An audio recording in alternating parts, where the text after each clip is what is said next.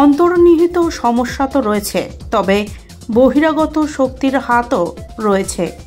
বুধবার সকাল 10টা নাগাদ নিউ টাউনে সংবাদ মাধ্যমের মুখোমুখি হয়ে নেপালের পরিস্থিতি নিয়ে এইভাবেই উদ্বেগ প্রকাশ করলেন বিজেপি নেতা দিলীপ ঘোষ।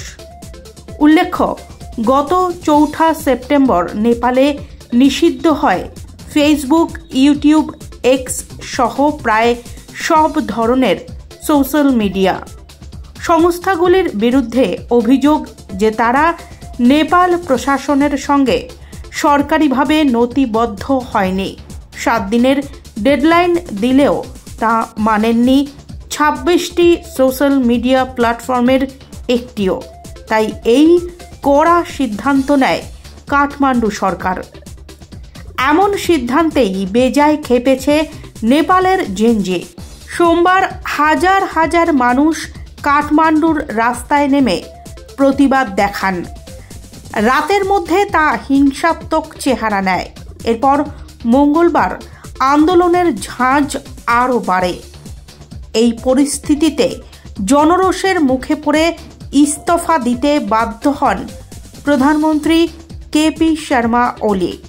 নেপালের এই পরিস্থিতি নিয়ে খুব স্বাভাবিকভাবেই উদ্বিগ্ন ভারতও।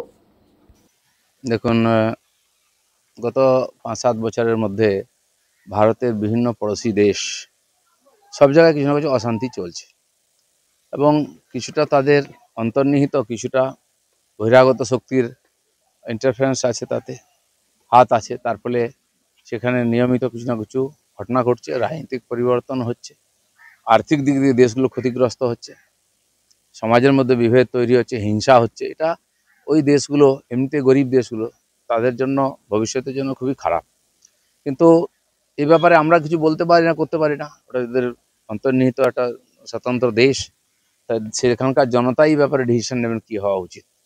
তো হয় অনেক সময়, বিশ্বের অনেক দেশে হয়েছে, এখন এশিয়ার এইসব ছোট ছোট দেশগুলোতে হচ্ছে, যেটা আমাদের পক্ষেও চিন্তার বিষয়। উত্তেজনা বর্ডারে হচ্ছে, বাংলাদেশ থেকে লোক ঢুকে যাচ্ছে, নেপাল থেকে লোক ঢুকে যাবে, ওখানে অশান্তি হলে আমাদের অসুবিধা হবে।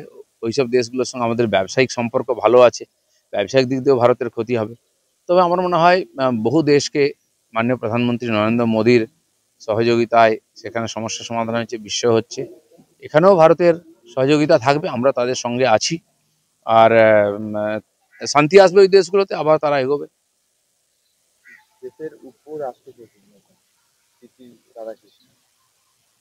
রাধাকৃষ্ণন জিতবেন, এটা তো ঠিকই ছিল এবং যা আশা করা হয়েছিল ভোট তার চেয়েও বেশি। বিরোধীদের মধ্যে বিরোধিতা হলেও তারা কিন্তু এনডিএর যে কাজের প্রতি তাদের সমবেদনা আছে বা সমর্থন আছে এবং শিল্পী রাধাকৃষ্ণনের মতো একজন যোগ্য ব্যক্তির প্রতি তাদের বিশ্বাস আছে।